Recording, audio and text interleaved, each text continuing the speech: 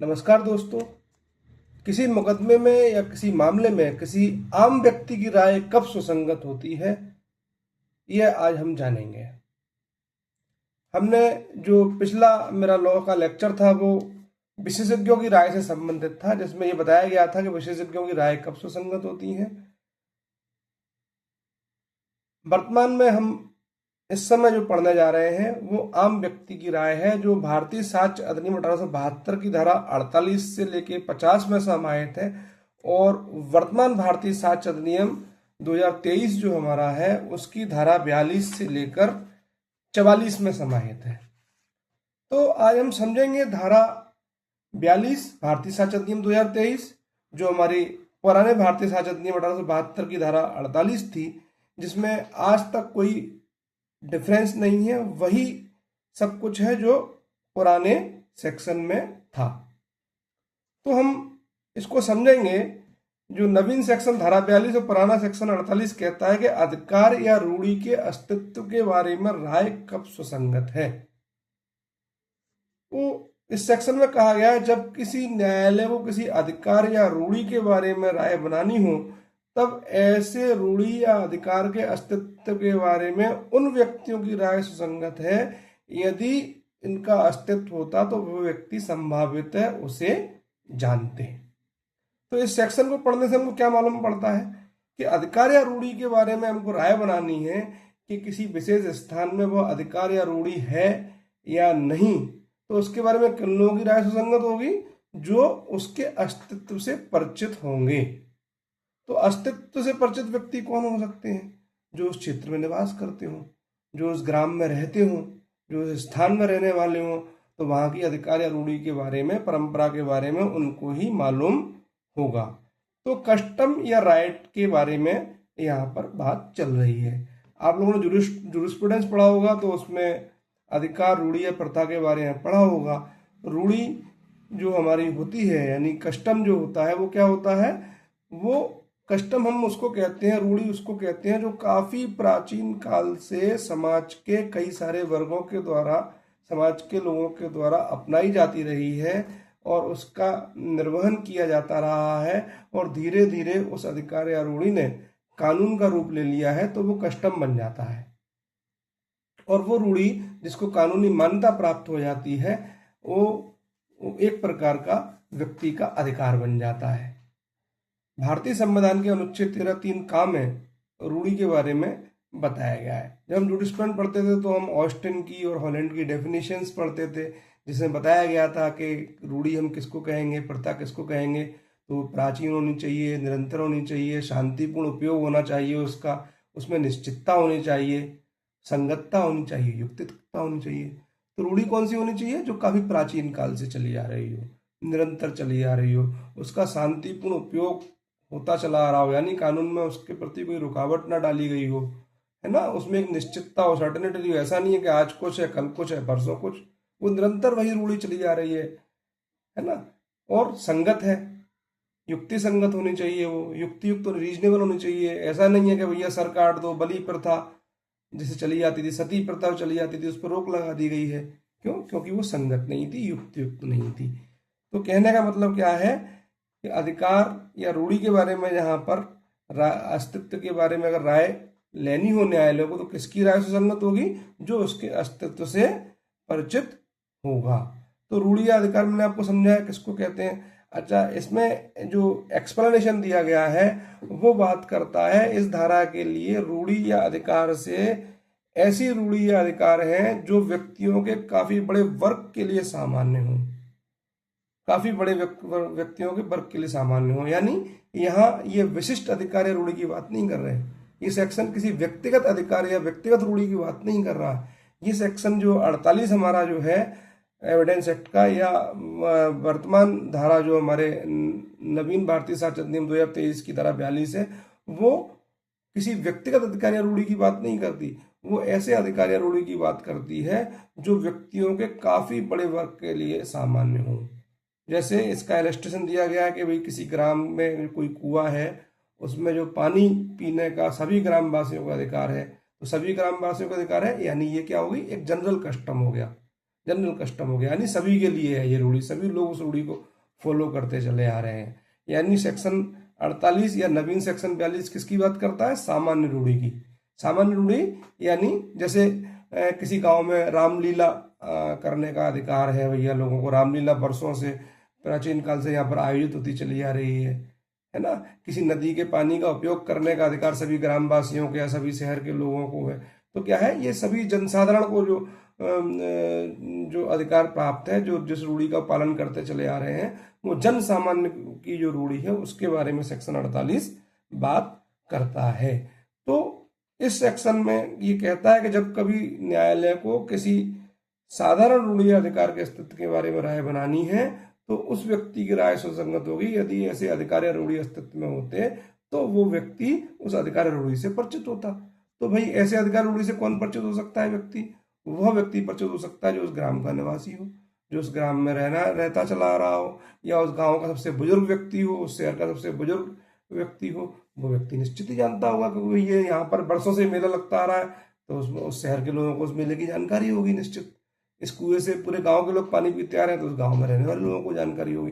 तो यहाँ इस सेक्शन में किसी विशेषज्ञ की आवश्यकता नहीं है।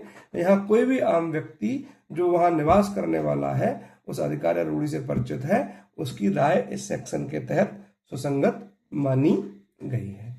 तो जब कभी भी आपसे कोई क्वेश्चन पूछा जाए अधिकार या रूढ़ी के बारे में किसकी राय सुसंगत होगी, तो अधिकार या रूढ़ी के बारे में उस व्यक्ति की राय सुसंगत होगी जो उस अधिकार या रूढ़ी के अस्तित्व से परिचित होगा।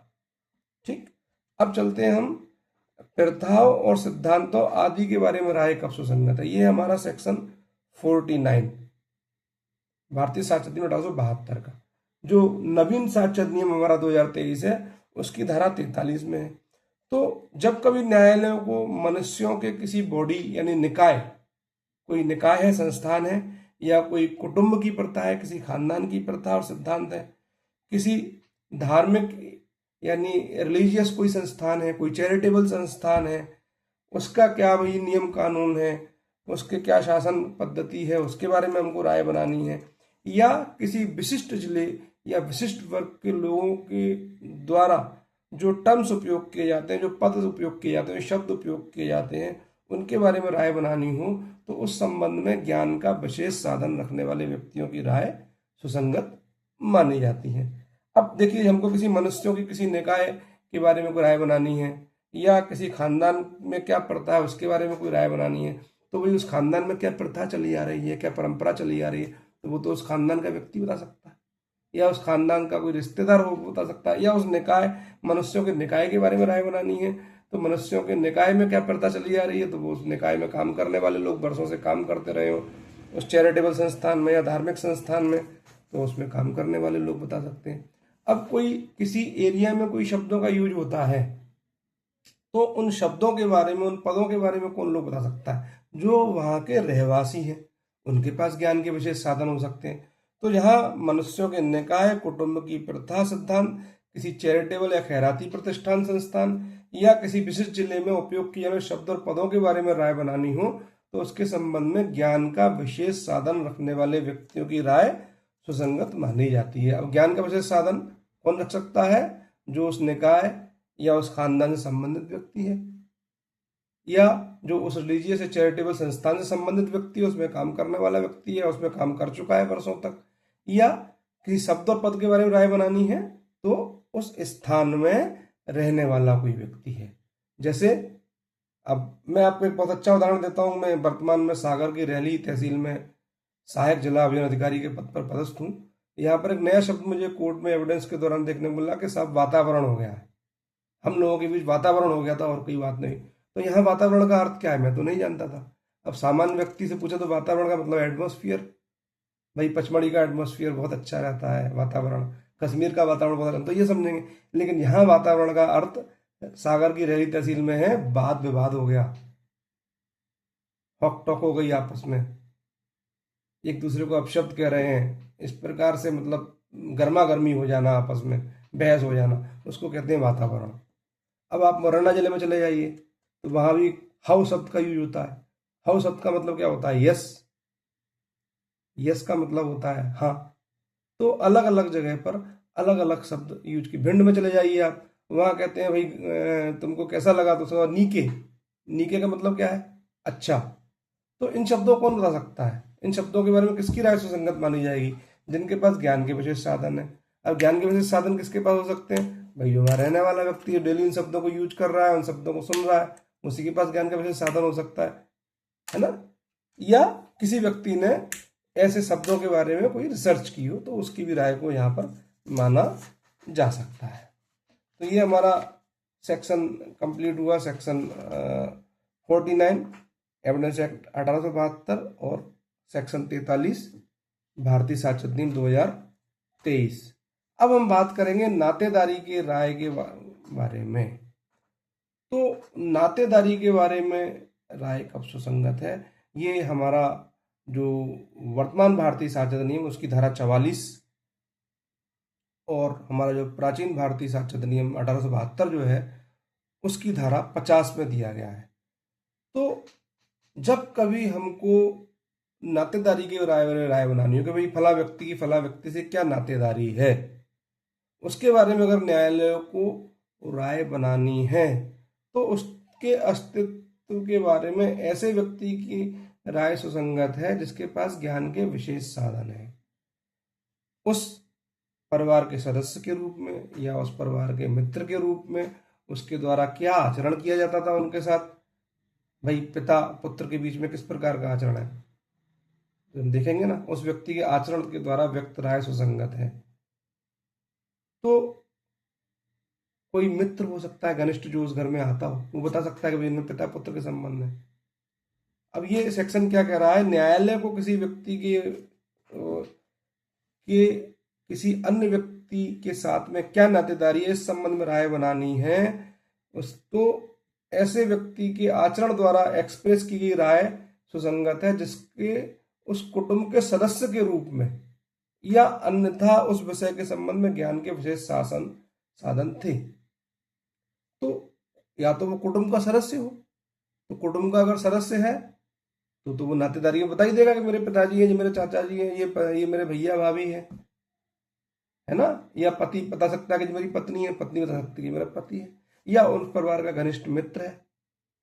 तो या तो वो उस कुटुंब का सदस्य है तो उसकी राय यहाँ सुसंगत है क्योंकि सबसे ज्यादा विशेष साधन तो उसी के पास है, या अन्यथा उसके पास विशेष साधन है। अन्यथा विशेष साधन किसके पास हो सकते हैं ज्ञान के, उस परिवार का पंडा भाट या उस परिवार का कोई पंडित जो उस परिवार के बारे में पूरी जन्म कुंडली वगैरह रखता है, उनके पास ज्ञान के विशेष साधन हो सकते हैं। तो वो उनकी नातेदारी के बारे में अपनी राय व्यक्त कर सकते हैं और ऐसे लोगों की राय यहाँ पर सुसंगत मानी जाती है।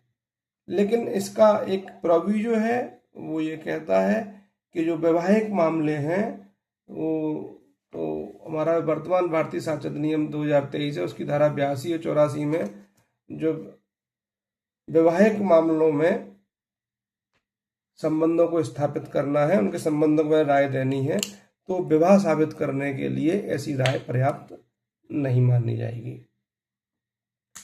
अब आप इसके इलस्ट्रेशन अगर देखते हैं तो भाई देखिए का और का विवाहित थे या नहीं थे, तो उनके पारिवारिक मित्रों की राय सुसंगत हो सकती है। ठीक है। अब कोई व्यक्ति किसी का जायज पुत्र है या नहीं, तो भैया कुटुंब के लोग उससे जायज की तरह बर्ताव करते थे, नाजायज की तरह बर्ताव करते थे, तो उन लोगों की राय सुसंगत हो सकती है। तो ये आज हमने पढ़ा आम व्यक्तियों की राय। तो जो सेक्शन 48 से लेकर 50 भारतीय साक्ष्य अधिनियम 1872 ऐसे व्यक्ति जो आम व्यक्ति हैं उनकी राय को सुसंगत बनाता है, सुसंगतता को मान्यता देता है। और हमारा जो वर्तमान भारतीय साक्ष्य अधिनियम की धारा 42 से 50 ये आम व्यक्तियों की राय को सुसंगत मानता है। कब? जब अधिकार या रूढ़ी के अस्तित्व के बारे में राय लेनी हो, प्रथाओं सिद्धांतों के बारे में राय लेनी हो, या नातेदारी के अस्तित्व के बारे में राय लेनी हो। बहुत बहुत धन्यवाद। जय हिंद, जय भारत। यदि आपको मेरा लेक्चर पसंद आया हो तो मेरे चैनल को सब्सक्राइब कीजिए, लाइक कीजिए, ज़्यादा से ज़्यादा शेयर कीजिए ताकि मेरा उत्साहवर्धन होता रहे और मैं आपके लिए और लेक्चर्स तैयार करता रहूं। बहुत बहुत धन्यवाद।